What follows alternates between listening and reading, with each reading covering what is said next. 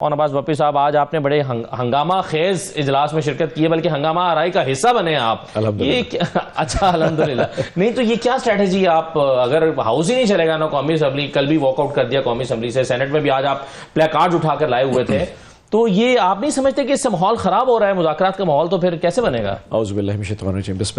देखिए खान साहब, एक तो याद रखिएगा, जो असेंबली और सेनेट है उसका अपना एक बिजनेस है पड़ा, वो अपनी जगह चल रहा है। उसमें अपोजिशन का एहतजाज, प्रोटेस्ट, नारे, तकरीरें, ये उसका हिस्सा है। ये तो कोई ऐसी चीज़ नहीं कि मुज़ाकरात हो रहे हैं तो ये नहीं हो सकता। और आज मुझे बड़ी खुशी है कि आज कम अज़ कम मैं खान साहब, इमरान खान साहब की फ़ोटो लेके अपने पास लेके बैठा था, और नेशनल टीवी पे जहाँ इमरान खान का नाम लेना मना है, जहाँ उसकी फ़ोटो चलाना मना है, जहाँ उसके बयान पे पाबंदी है, आज नेशनल के ऊपर इमरान खान साहब की फ़ोटो नजर आ रही है, तो सारी दुनिया देख, वो पता नहीं लगा उनको उस वक्त, वो लाइव चल गया तो समझ नहीं लग सकी। बट आई एम हैप्पी कि एटलीस्ट इतनी स्पेस निकल रही। बाकी आज जो हमारा मेन प्रोटेस्ट है वो तो एजाज चौधरी के नाम के ऊपर है। देखिए मैं ये समझता हूं कि आज यूसुफ गिलानी साहब ने उनका प्रोडक्शन ऑर्डर जारी के बहुत बहादुरी का काम किया, लेकिन उस ऑर्डर की जिस तरह पंजाब हुकूमत ने तहकीरी की, उसको डिस्ग्रेस किया कि जी हम नहीं भेजेंगे। अब चेयरमैन सेनेट फेडरेशन का चौथा बड़ा नुमाइंदा है, वो ऑर्डर कर रहा है कि जी मेरे सेनेटर को आप भेजिए, मेरा सेशन हो रहा है। पंजाब हुकूमत कह जी मैं हम नहीं भेजते, तो उसकी बेइज्जती किसकी? उन्होंने डिस्ग्रेस चेयरमैन सेनेट को किया, उसने कंटेम्प्ट को बेसिस जो लगी है वो हाउस के ऊपर कंटेम्प्ट लगी, तो हमने उसके लिए प्रोटेस्ट किया एजाज चौधरी के हवाले से। और फिर उसमें ऑटोमेटिकली हमारा जो मेन था वो ऑब्वियसली 26 नवंबर का जुडिशल कमीशन था, जो वहां पे हमारे जो सियासी वर्कर्स जो शहीद हुए, तो उसके वाले से हमने नारे मारे और अपनी बात को पहुंचाया, ताकि आवाम को पता तो वो वर्कर्स कोई यतीम थोड़े थे, कोई लावारिस थोड़े थे। और फिर तमाम पॉलिटिकल प्रिजनर्स, शाह महमूद कुरैशी साहब हैं, डॉक्टर यास्मीन, एजाज चौधरी, उन सब के लिए आवाज़ बुलंद की। अब इसके लिए हमें कहा जाए कि क्योंकि मुज़ाकरात हो रही हैं और ये चीज़ें ना की जाए, ऐसा कैसे हो सकता है? हम अपने फंडामेंटल राइट्स तो कम से कम पीछे स्टेप बैक नहीं कर सकते। एजाज चौधरी साहब का कि जो प्रोडक्शन ऑर्डर जारी हो जाना, इसको समझा जा रहा था कि ये सीबीएम्स हैं, चलें कुछ चीज़ें बेहतर होना शुरू हुई हैं, लेकिन आपकी क्या अंडरस्टैंडिंग है कि ये पीपल्स पार्टी ने अपने तौर पर फिर कर दिया, हुकूमत ऑन बोर्ड नहीं थी? पहली दफा प्रोडक्शन ऑर्डर जारी नहीं हुआ। इससे पहले मिर्जा अफरीदी साहब हमारे डिप्टी चेयरमैन सेनेट थे, सादिक सिनानी साहब ने प्रोडक्शन ऑर्डर जारी नहीं किया था। मिर्जा अफरीदी डिप्टी चेयरमैन थे, हमने ऑब्वियसली हमारी पार्टी से, तो हमने कहा तो उन्होंने प्रोडक्शन ऑर्डर जारी किया। उस वक्त भी पंजाब गवर्नमेंट ने यही किया था। अब हमें कम से कम 7-8 महीने लगे गिलानी साहब को कन्विंस करते हैं, he was kind enough, it was the grace of him कि उन्होंने प्रोडक्शन ऑर्डर जारी कर दिया, नोइंगली कि शायद पंजाब आज उनका इम्तिहान है, और आज पूरा का पूरा हाउस गिलानी साहब के पीछे खड़ा है कि सर आप इसको इंप्लीमेंट कराएं, हम आपके साथ खड़े होंगे। और मैं एक चीज़ और कह दूं, कहीं हमारी हुकूमत से गलतियां हुई होंगी प्रोडक्शन ऑर्डर्स के हवाले से, मैं आपको और मैं लोगों को कहता हूं कि उस वक्त कई ऐसी चीज़ जो हमने सबक we learn the hard way, पर इसका ये मतलब नहीं कि आज इस वक्त इनके साथ ये किया जाए, कल ये वक्त फिर तब्दील होगा। और मैंने तमाम सेनेटर्स को कहा, आज हम जेल में हैं, कल आप लोग भी जेल में जा सकते हैं। आज जिस किस्म का रवैया हमारे साथ बढ़ता जा रहा है, कल आपके साथ भी हो सकता है। Let's stand up. वो 75 साल का एक बुजुर्ग है, उसको हार्ट अटैक हुआ है, पिछले 1.5 साल से नाकर्दा गुनाह की सजा में उसको कोट लखपत जेल में डाला हुआ है। ही इज मतलब वो बहुत फेल्ड है, लेकिन किसी को रहम नहीं आ रहा, क्योंकि हमारी अनाज जो है ना रगड़ के रखे। सेनेट से इस हवाले से आप लोगों के किसी डेलीगेशन ने या किसी ने जाके बात भी की है कि ये क्या हो रहा है, क्यों नहीं आप अपने ऑर्डर पे अमल दरामद करवा सकते? गिलानी साहब से हमारे जो लीडर ऑफ द अपोजिशन है शिबली फराज साहब और अली जफर साहब की दोनों की मुलाकात हुई है।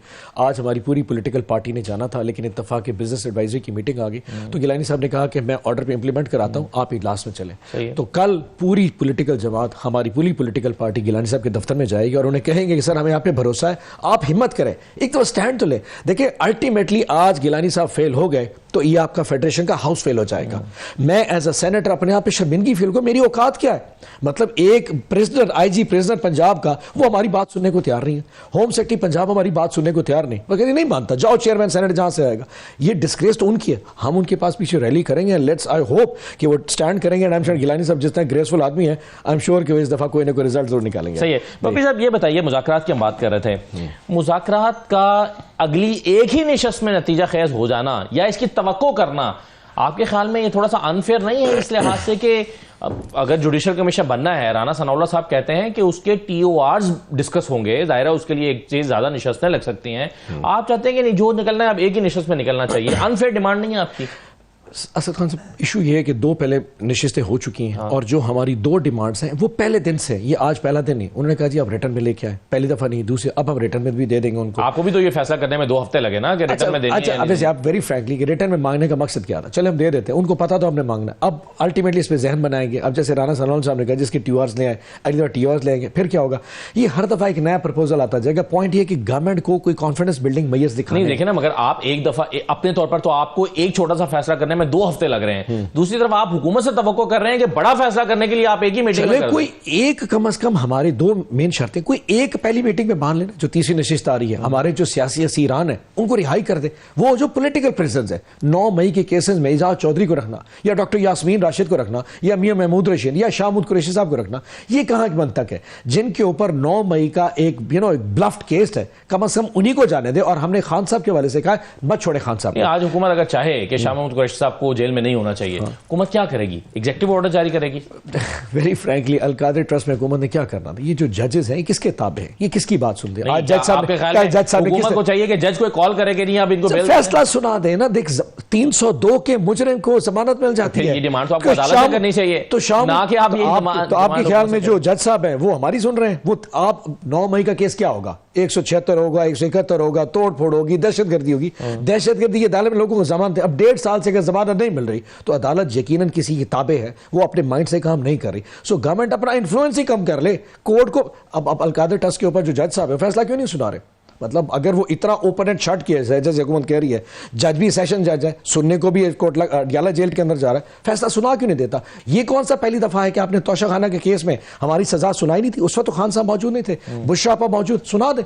लेकिन डर लगता है ये सुना दिया तो वो एक नेशनल नैरेटिव, इंटरनेशनल नैरेटिव है ना कि पॉलिटिकल एंगेजमेंट पीटीआई से कर रहे हैं, वो सबुटाज हो जाएगी। और अगर स्पेयर कर दिया तो फिर अल्टीमेटली ये हो जाएगा कि खान साहब आजाद हो, क्योंकि रखेंगे इस तरह। तो दोनों साइड पे अब इनको डर लग रहा है कि सुनाना है कि नहीं सुनाना, पता नहीं बाहर इंटरनेशनल लोग जो है को कैसे देखेंगे, 10 साल की सजा सुनानी है, 14 साल, ये डिसाइड हो रहा है। देखिए यहां फैसला पहले सोचा जाता है, केस बाद में आता है। अब तो तोशाखाना 2 आ गया, यार इमरान खान पे केस बनाना है तो तोशाखाना 2 कर देते हैं।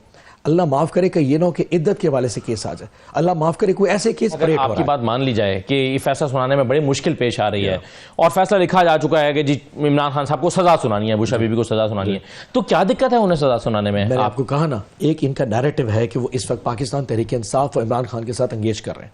अगर 10 साल की सजा आएगी तो जो नैरेटिव इंटरनेशनली उन्होंने बिल्ड किया है, जहां जहां ये जवाबदेह हैं, जिस जिसको जवाब दे उसको क्या कहेंगे? 10 साल की सजा दे दी।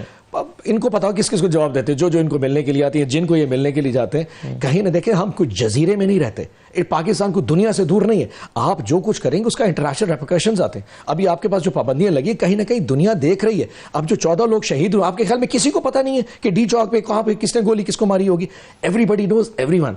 सो आपको ये फैसला करते प्रॉब्लम आ रही है। दूसरा इशू और भी है, अगर ये फैसला आ जाता है तो ऑब्वियसली फैसले में कुछ लिखना पड़ेगा ना कि भाई सजा 10 साल की इस वजह से दी है। वो चैलेंज होगा इस्लामाबाद हाई कोर्ट में। अब इस्लामाबाद हाई कोर्ट और अडयाला जेल में बड़ा फर्क है। वो एक सेशन जज है जो कि अपनी मर्जी के ताबे लिखा, उसने जो लिख के देना। वहां इस्लामाबाद में हाई कोर्ट में एक आला अदलिया का जज है, पता नहीं किसके पास फैसला चला जाए। वहां पे ऑब्वियसली सहाफी आप जैसे दोस्त भी होंगे, वहां वकील भी होंगे, वहां सवाल भी होंगे जवाब। और अगर वहां से ये फैसला एनल हो गया, नलिफाई हो गया, तो अल्टीमेटली खान साहब को रिलीज करना पड़ा। अब 9 मई में सारी उम्र तो नहीं रख सकते। तो ये चीजें इनको इतना कंफ्यूज कर रही हैं कि यार अभी डिले करो, अभी डिले करो।